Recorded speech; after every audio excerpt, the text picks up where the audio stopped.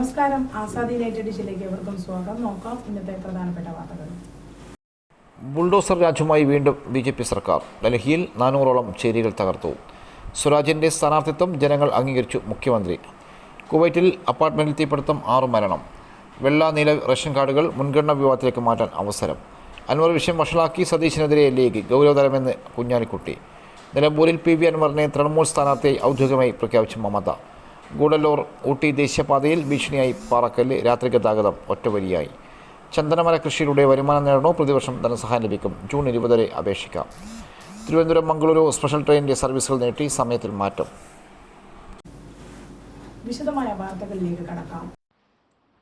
നിലമ്പൂർ ഉപതെരഞ്ഞെടുപ്പിൽ LDF സ്ഥാനാർത്ഥിയായി M സ്വരാജിനെ പ്രഖ്യാപിച്ചപ്പോൾ തന്നെ മണ്ഡലത്തിൽ മാത്രമല്ല സംസ്ഥാനമാകെ വലിയ സ്വീകാര്യതയാണ് ഉണ്ടായതെന്ന് മുഖ്യമന്ത്രി പിണറായി വിജയൻ വലിയ താല്പര്യത്തോടെയാണ് നിലമ്പൂരിലെ ജനതാ സ്ഥാനാർത്ഥിത്വം ഏറ്റുവാങ്ങിയത്.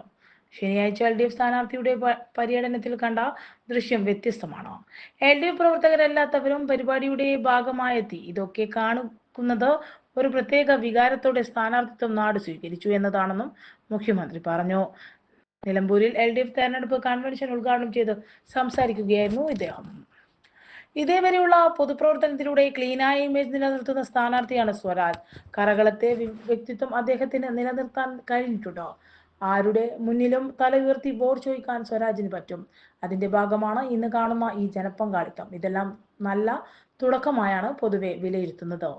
LDF നല്ല രീതിയിൽ മുന്നോട്ട് പോകാൻ കഴിയുമെന്നാണ് ഉയർന്നു വന്നിട്ടുള്ള വികാരം. ഉപതെരഞ്ഞെടുപ്പിന് കാരണം വഞ്ചന. 2021 നിയമസഭാ തെരഞ്ഞെടുപ്പ് നടന്നത്. മെയ് മാസത്തിൽ അധികാരത്തിലേറിയ സർക്കാരിന്റെ 4ാം വാർഷിക പരിപാടികൾ വിജയകരമായി പൂർത്തീകരിച്ച ഘട്ടമാണിത്. 2026 സാധാരണ ഗതിയിൽ സംസ്ഥാനത്ത് തെരഞ്ഞെടുപ്പ് നടക്കേണ്ടത്. അതിനിടയിൽ ഇത്തരമൊരു തെരഞ്ഞെടുപ്പ് നമുക്ക് നേരിടേണ്ടി വന്നിരിക്കുന്നു. ഇതിന് ഇടയാക്കിയ കാരണം എല്ലാവർക്കുമായി അറിയാം. ഏറ്റവും വലിയ വഞ്ചന കാണിച്ചതിന്റെ ഭാഗമായതിന്റെ തെരഞ്ഞെടുപ്പ് നടത്തേണ്ടി വന്നത്. അതിൽ ഏതെങ്കിലും തരത്തിൽ ആശങ്കപ്പെടുന്ന മുന്നണിയല്ല LDF. നില്ല വിജയ പ്രതീക്ഷയോടെ തെരഞ്ഞെടുപ്പിനെ നേരിടാൻ കഴിയും. അതിന് ഇടയാക്കുന്നത് ജനങ്ങൾ LDFന് നൽകുന്ന പിന്തുണയാണ്. ഓരോ ഘട്ടത്തിൽ ആ പിന്തുണ ശരിയായ രീതിയിൽ ജനം പ്രകടിപ്പിച്ചിട്ടുണ്ട്. എന്തുകൊണ്ടാണ് ഈ രീതിയിൽ LDFനെ പിന്താക്കാൻ ജനങ്ങൾ തയ്യാറാകുന്നത്? അവരുടെ അനുഭവം LDF കാര്യങ്ങൾ കൃത്യമായി ചെയ്യുന്നു എന്നാണെന്നും മുഖ്യമന്ത്രി പറഞ്ഞു. 1982 രക്തസാക്ഷി കുഞ്ഞാലിയുടെ മരണത്തിന് ശേഷം ഇടതുപക്ഷത്തിന് നഷ്ടപ്പെട്ട നിലമ്പൂർ മണ്ഡലം 82 തിരിച്ചു പിടിച്ചത് കോടത്തുമ്പിൽ മത്സരിച്ച TK ഹംസയായിരുന്നു. ആ മത്സരം ഒരു രാഷ്ട്രീയ വഞ്ചനക്കെതിരായിട്ടുള്ള പോരാട്ടമായിരുന്നു. അതിൻ്റെ ചരിത്രമൊന്നും ഞാനിപ്പോൾ വിശദീകരിക്കുന്നില്ല. ഇടതുപക്ഷ മുന്നണിയുടെ പിന്തുണയോടുകൂടി 19,500 വോട്ടിന് ഭൂരിപക്ഷത്തിന് ജയിച്ച ആര്യാടൻ മുഹമ്മദ് ഇടതുപക്ഷത്തിന് നായനാർ ഗവൺമെൻറ്റിലെ മന്ത്രിയായിരുന്നു. ഇന്ദിരാഗാന്ധി തിരിച്ചു വരുന്നു എന്ന് കണ്ടപ്പോൾ ആ ഇടതുപക്ഷത്തിനെ കുത്തിക്കീറി നായനാർ ഗവൺമെൻറ് പൊളിച്ച് വാലുമാറി തിരിച്ചു വന്ന വഞ്ചന, അതായിരുന്നു ആര്യാടൻ്റെ വഞ്ചന. ആ വഞ്ചനയുടെ കൂട്ടത്തിൽ നമുക്കും ഒരു കുത്ത്. അത് രണ്ടും വന്നപ്പോഴാണ് ഞാനത് ഏറ്റെടുക്കാൻ തീരുമാനിച്ചത്. അന്ന് വളരെ ധീരമായ പോരാട്ടമാണ് നിലമ്പൂർ കാഴ്ചവെച്ചത്. അതൊരിക്കലും മറക്കാൻ സാധ്യമല്ല. അതുപോലെ ഒരു വഞ്ചന ഈ തെരഞ്ഞെടുപ്പിലുമുണ്ട്. എന്തിനാ ഈ തെരഞ്ഞെടുപ്പ് വന്നത്? 5 കൊല്ലത്തേക്കല്ലേ അൻവറിനെ തെരഞ്ഞെടുത്തിരുന്നത്?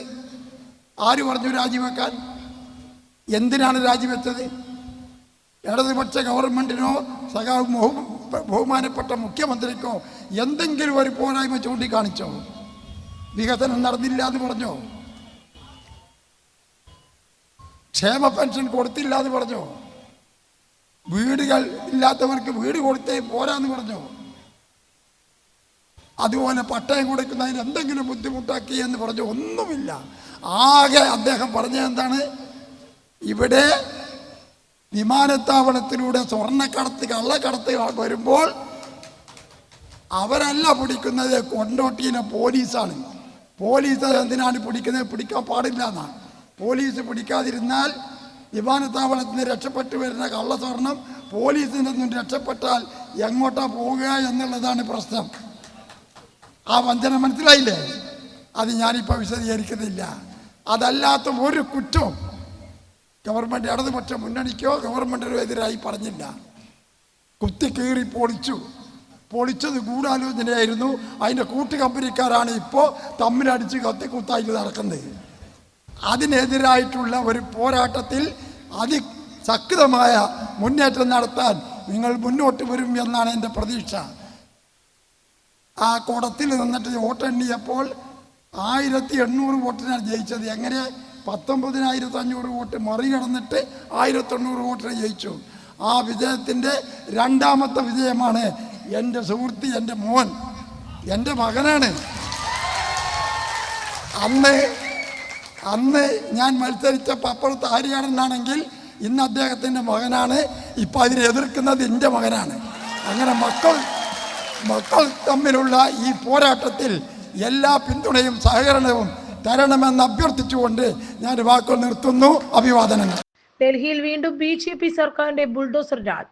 തമിഴ്നാട് നാട്ടുകാർ താമസിക്കുന്ന ജംഗ്പൂരിലെ ചേരിയിലെ കെട്ടിടങ്ങളാണ് അധികൃതർ പൊളിച്ചു നീക്കിയത്. ഡൽഹി ഹൈക്കോടതിയുടെ നിർദ്ദേശപ്രകാരമാണിതെന്ന് അധികൃതരുടെ വാദം. ബാരാപൂല ഒഴുക്കുചാലിലെ വെള്ളക്കെട്ടും കയ്യേറ്റവും ഒഴിവാക്കുന്നതിന്റെ ഭാഗമായാണ് പൊളിച്ചു നീക്കലെന്നും അധികൃതർ പറഞ്ഞു. പ്രദേശത്ത് ധാരാളം പോലീസിനെയും കലാപ നിയന്ത്രണ സേനയും ദ്രുത നടപടി സേനയെയും വിന്യസിച്ചിട്ടുണ്ട്. പ്രദേശത്ത് 370 ചേരികളുണ്ടെന്നാണ് പറയപ്പെടുന്നത്. 60 വർഷമായി ആളുകൾ ഇവിടെ താമസിക്കുന്നു.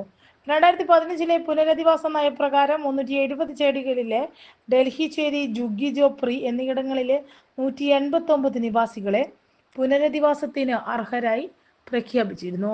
നഗരത്തിന് ചുറ്റുമുള്ള വെള്ളക്കെട്ട് ഒഴിവാക്കാൻ, വരാപ്പുള്ള അഴക്കുചാലുകൾ വൃത്തിയാക്കാനും കയ്യേറ്റങ്ങൾ നീക്കം ചെയ്യാനും ഡൽഹി ഹൈക്കോടതി മെയ് 9 ഉത്തരവിട്ടിരുന്നു. എന്നാൽ താമസക്കാരുടെ പുനരധിവാസവും ആവശ്യമാണെന്ന് കോടതി പറഞ്ഞിരുന്നു. ഒരു താമസക്കാർക്കും പുനരധിവാസത്തിനുള്ള അവകാശം നിഷേധിക്കപ്പെട്ടിട്ടില്ലെന്ന് കോടതി വ്യക്തമാക്കി. ഊട്ടിയിലേക്കുള്ള ദേശീയപാതയിൽ രാത്രിയിൽ ഒറ്റവരി വാഹനങ്ങൾ കടത്തിവിടും. പോലീസ് നിരീക്ഷണത്തിനും പരിശോധനകൾക്കും ശേഷം മാത്രം രാത്രിയിൽ ഒറ്റവരി വാഹനങ്ങൾ ഒന്നിടവിട്ട് കടത്തിവിടാനാണ് അധികൃതർ നടപടി സ്വീകരിക്കുന്നത്. പ്രദേശത്ത് പരിശോധന ശക്തമാക്കുമെന്ന് ജില്ലാ പോലീസ് മേധാവി NS നിഷ പറഞ്ഞു.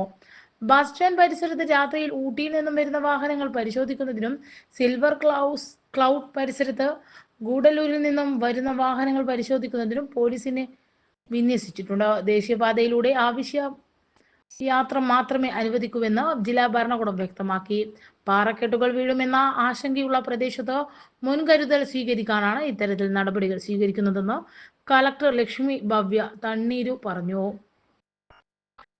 കനത്ത മഴ പെയ്യുന്ന സാഹചര്യത്തിൽ പാറക്കെട്ടുകൾ നീക്കം ചെയ്യുന്നത് ദുഷ്കരമാണെന്നാണ് അധികൃതർ വിലയിരുത്തുന്നത്. ദേശീയപാത ഉദ്യോഗസ്ഥരും ദുരന്ത നിവാരണ സേനയും പ്രദേശം സന്ദർശിച്ചു. കുവൈത്തിലെ റിഗെ മേഖലയിലെ അപ്പാർട്ട്മെന്റിൽ ഉണ്ടായ തീപിടുത്തത്തിൽ 6 പേർ മരിച്ചതായി കുവൈത്ത് അഗ്നിശമന സേനയുടെ public relations director brigadier general Muhammad al Khareeb സ്ഥിരീകരിച്ചു. തീപിടുത്തത്തിൽ പരിക്കേറ്റ 5 പേരുടെ നില അതീവ ഗുരുതരമാണെന്ന് അദ്ദേഹം പറഞ്ഞു. ഞായർ പുലർച്ചെ 4:00ഓടെയായിരുന്നു തീപിടുത്തം. മരിച്ചവർ ആഫ്രിക്കൻ സ്വദേശികളാണ്. മൃതദേഹങ്ങൾ ഫോറൻസിക് വിഭാഗത്തിലേക്ക് മാറ്റി. നിയമവിരുദ്ധമായുള്ള കെട്ടിടത്തിൽ അവിവാഹിതരായ പ്രവാസികളായിരുന്നു താമസിച്ചിരുന്നതെന്ന് അഗ്നിശമന സേന വ്യക്തമാക്കി. രക്ഷപ്പെടാൻ ശ്രമിക്കുന്നതിന്റെ ഭാഗമായി മുകളിലത്തെ നിലകളിൽ നിന്നും ചിലർ ചാടിയതായും അപകടത്തിന്റെ ആഘാതം കൂട്ടി. 2024 ജൂണിൽ മംഗാഫ് പ്രദേശത്തുണ്ടായ തീപിടുത്തത്തിൽ 49 പേർ മരിച്ചിരുന്നു. അതിൽ ഭൂരിഭാഗവും ഇന്ത്യൻ പൗരന്മാരായിരുന്നു. PV അൻവർ വിഷയത്തിൽ VD സതീശൻ അനാവശ്യ വാശി കാണിച്ചു. പ്രതിപക്ഷ നേതാവ് മുന്നണി മര്യാദ കാണിച്ചില്ല. സതീശനും അൻവറും കാരണം പ്രശ്നങ്ങൾ നീണ്ടുപോയി. ലീഗിന് ഒരു കാലത്തുമില്ലാത്ത അവഗണനയാണ് കോൺഗ്രസിൽ നിന്നും ഉണ്ടാവുന്നത്. ഇങ്ങനെ പോയാൽ പാർട്ടിക്ക് വേറെ വഴി നോക്കേണ്ടി വരുമെന്നും ചില ലീഗ് നേതാക്കൾ അഭിപ്രായപ്പെട്ടതായാണ് വിവരം. 2026 തെരഞ്ഞെടുപ്പാണ് പ്രധാന വിഷയമെന്നും അതാരും ഓർത്തില്ലെന്നും ലീഗ് കുറ്റപ്പെടുത്തി. KM ഷാജിയും MK മുനീറും ഉൾപ്പെടെയുള്ള നേതാക്കളാണ് വിമർശനം ഉന്നയിച്ചത്. പ്രശ്നം ഗൗരവതരമെന്ന മുതിർന്ന നേതാവ് PK കുഞ്ഞാലിക്കുട്ടിയും അഭിപ്രായപ്പെട്ടു. തെരഞ്ഞെടുപ്പിൽ കോൺഗ്രസ് വിഭാഗീയത തിരിച്ചടി ആകരുത് എന്നും ലീഗ് ഓർമ്മിപ്പിച്ചു. തെരഞ്ഞെടുപ്പിൽ വിഭാഗീയ സ്വരങ്ങൾ അവസാനിപ്പിക്കാൻ ഇടപെടണമെന്ന് കോൺഗ്രസ് നേതൃത്വത്തോട് ആവശ്യപ്പെട്ടു. ഇതിന്റെ ഭാഗമായി AICC ജനറൽ സെക്രട്ടറി KC വേണുഗോപാലിനെ പരാതി അറിയിക്കാനും ലീഗ് യോഗത്തിൽ ധാരണയായിട്ടുണ്ട്. PV അൻവർ മത്സരിച്ചാലും നിലമ്പൂരിൽ വിജയസാധ്യതയുണ്ടെന്ന് യോഗം വിലയിരുത്തി. എന്തുതന്നെയായാലും നിലമ്പൂരിൽ ജയം ഉറപ്പാക്കാൻ ലീഗ് കൈയും മെയ്യും മറന്ന് പോരാടുമെന്നും നേതാക്കൾ പറഞ്ഞു. വെള്ള, നീല റേഷൻ കാർഡുകളുള്ളവർ അർഹരായവർക്ക് റേഷൻ കാർഡ് മുൻഗണന വിഭാഗത്തിലേക്ക് മാറ്റുന്നതിന് ഓൺലൈനായി 2 മുതൽ 15 വരെ അപേക്ഷിക്കാം.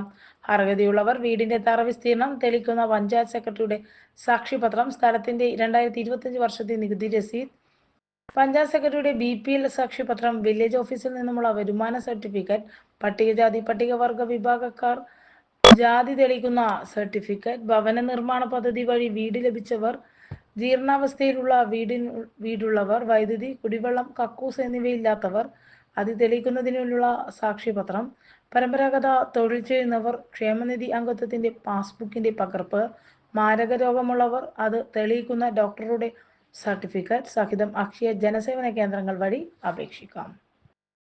കണ്ണൂരിൽ മഴമാവിനി സ്ഥാപിച്ചവരുടെ സംഗമം പരിഷത്ത് ഭവനിൽ നടന്നു. Hume centre director doctor CK Vishwadas ഉദ്ഘാടനം ചെയ്തു. കണ്ണൂർ ജില്ലയിലെ മുഴുവൻ പഞ്ചായത്തുകളിലും മഴമാവിനി സ്ഥാപിച്ചുകൊണ്ട് എല്ലാ ദിവസവും രാവിലെ 8 മണിക്കാണ് റീഡിംഗ് എടുത്തുകൊണ്ട് മഴയുടെ അളവുകൾ പുറത്തേക്ക് വിടുന്നത്. എല്ലാ ദിവസവും റീഡിംഗ് എടുത്ത വിദ്യാർത്ഥിയായ റസിൻ മാട്ടൂലിനെ പരിഷത്ത് കേന്ദ്ര നിർവാഹക സമിതി അംഗം T ഗംഗാധരൻ അഭിനന്ദിച്ചു. സംസ്ഥാന കമ്മിറ്റി അംഗം ഡോക്ടർ സുമാ വിശ്വദാസ്, രഞ്ജിനി എന്നിവർ സംസാരിച്ചു. KP പ്രദീപൻ പരിസര ദിന സന്ദേശം അവതരിപ്പിച്ചു.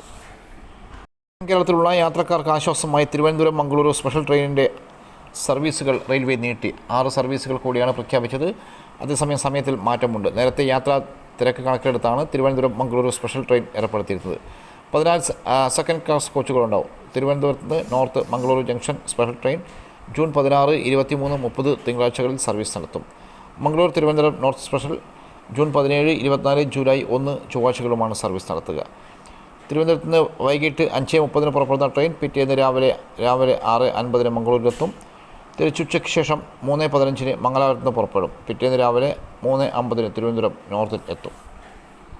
നിലമ്പൂർ ഉപതെരഞ്ഞെടുപ്പിൽ മത്സരിക്കുന്നതിന് തൃണമൂൽ കോൺഗ്രസ് സ്ഥാനാർത്ഥിയായി PV അൻവറിനെ ഔദ്യോഗികമായി പ്രഖ്യാപിച്ചു. തൃണമൂൽ കോൺഗ്രസ് അധ്യക്ഷയും പശ്ചിമ ബംഗാൾ മുഖ്യമന്ത്രിയുമായ മമതാ ബാനർജിയുടെ ആശീർവാദത്തോടെയാണ് അൻവർ സ്ഥാനാർത്ഥിയാകുന്നതെന്ന് പാർട്ടി ദേശീയ നേതൃത്വം വാർത്താക്കുറിപ്പിൽ അറിയിച്ചു. നിലമ്പൂരിൽ മത്സരിക്കുമെന്ന് ഞായറാഴ്ച രാവിലെ പത്രസമ്മേളനം നടത്തി അൻവർ പ്രഖ്യാപിച്ചിരുന്നു. മത്സരിക്കാനില്ലെന്ന കഴിഞ്ഞ ദിവസത്തെ നിലപാടിൽ നിന്നും മലക്കം മറിഞ്ഞുകൊണ്ടായിരുന്നു അൻവറിന്റെ പ്രഖ്യാപനം. തിങ്കളാഴ്ച നാമനിർദ്ദേശ പത്രിക സമർപ്പിക്കുന്നുവെന്നും അൻവർ അറിയിച്ചിട്ടുണ്ട്. താൻ മത്സരിച്ചാൽ മമതാ ബാനർജിയും 10 മന്ത്രിമാരും പ്രചരണത്തിനെത്തുമെന്ന് നേരത്തെ അൻവർ വ്യക്തമാക്കിയിരുന്നു. തൃണമൂൽ കോൺഗ്രസ് ഔദ്യോഗികമായി സ്ഥാനാർത്ഥിത്വം പ്രഖ്യാപിച്ചതോടെ അൻവർ പാർട്ടി ചിഹ്നത്തിലാകും മത്സരിക്കുക എന്ന കാര്യം ഉറപ്പായിരിക്കുകയാണ്. കേരള സർക്കാർ സ്വകാര്യ ഭൂമിയിലെ വൃക്ഷാവരണം വർദ്ധിപ്പിക്കുന്നതിൻ്റെ ഭാഗമായി വൃക്ഷം വളർത്തൽ പ്രോത്സാഹിപ്പിക്കുന്ന ധനസഹായം നൽകുന്ന പദ്ധതിയായ ട്രീ ബാങ്കിംഗ് പദ്ധതിയിൽ അപേക്ഷകൾ ക്ഷണിച്ചു. സ്വന്തമായി ഭൂമിയുള്ളവർക്കോ കുറഞ്ഞത് 15 വർഷം ലീസിന് ഭൂമി കൈവശമുള്ളവർക്കോ തങ്ങളുടെ ഭൂമിയിൽ ചന്ദന മരത്തൈകൾ നട്ടുപിടിപ്പിക്കുന്നതിനായി ഭൂമിയുമായി ബന്ധപ്പെട്ട രേഖകളുടെ അതാത് സോഷ്യൽ ഫോറസ്ട്രി റേഞ്ച് ഓഫീസിൽ ഈ പദ്ധതിക്കായി രജിസ്റ്റർ ചെയ്യാം. സർക്കാർ നിശ്ചയിച്ചിട്ടുള്ള വൃക്ഷത്തൈകൾ നട്ടുവളർത്തുന്ന വ്യക്തികൾക്ക് 15 വർഷം വരെ ധനസഹായം ലഭിക്കും. 15 വർഷം പൂർത്തിയായ ശേഷം സ്ഥലമുടമയ്ക്ക് സോഷ്യൽ ഫോറസ്ട്രി ഡിവിഷണൽ ഓഫീസറിൻ്റെ അനുമതിയോടെ മരങ്ങൾ ആവശ്യത്തിന് മുറിച്ച് ഉപയോഗിക്കുകയോ വിൽപ്പന നടത്തുകയോ ചെയ്യുക. പദ്ധതിയിൽ അംഗങ്ങളാകുന്നവർ വനംവകുപ്പുമായി എഗ്രിമെൻറ്റിൽ ഏർപ്പെടണം. 10 മുതൽ 100 വരെ മരങ്ങൾക്ക് പ്രതിവർഷം ഒരു മരത്തിന് 30 രൂപയും 101 മുതൽ 250 രൂപ മരത്തിന് പ്രതിവർഷം ഒരു മരത്തിന് 25 രൂപയും 250 മുതൽ 500 വരെ മരങ്ങൾക്ക് പ്രതിവർഷം ഒരു മരത്തിന് 20 രൂപയും 51 മുതൽ 750 വരെ മരങ്ങൾക്ക് പ്രതിവർഷം ഒരു മരത്തിന് 15 രൂപയും 750 മുതൽ 1000 വരെ മരങ്ങൾക്ക് പ്രതിവർഷം ഒരു മരത്തിന് 10 രൂപയും നിരക്കിലുമാണ് ധനസഹായം അനുവദിക്കുന്നത്. കൂടുതൽ വിവരങ്ങൾക്ക് അടുത്തുള്ള സോഷ്യൽ ഫോറസ്ട്രി ഡിവിഷൻ അല്ലെങ്കിൽ റേഞ്ച് ഫോറസ്റ്റ് ഓഫീസുമായി ബന്ധപ്പെടണം. പദ്ധതിക്കായി അപേക്ഷിക്കേണ്ട അവസാന തീയതി ജൂൺ 20. പദ്ധതിയുമായി വിശദവിവരങ്ങൾ വനംവകുപ്പിൻ്റെ വെബ്സൈറ്റിൽ ലഭിക്കും. ഇതോടെ ഇന്നത്തെ ആസാദി വാർത്തകൾ ഇവിടെ സമാപിക്കുകയാണ്. അടുത്ത വാർത്താ ബുള്ളറ്റിൻ നാളെ രാത്രി വീണ്ടും കാണാം. നന്ദി, നമസ്കാരം.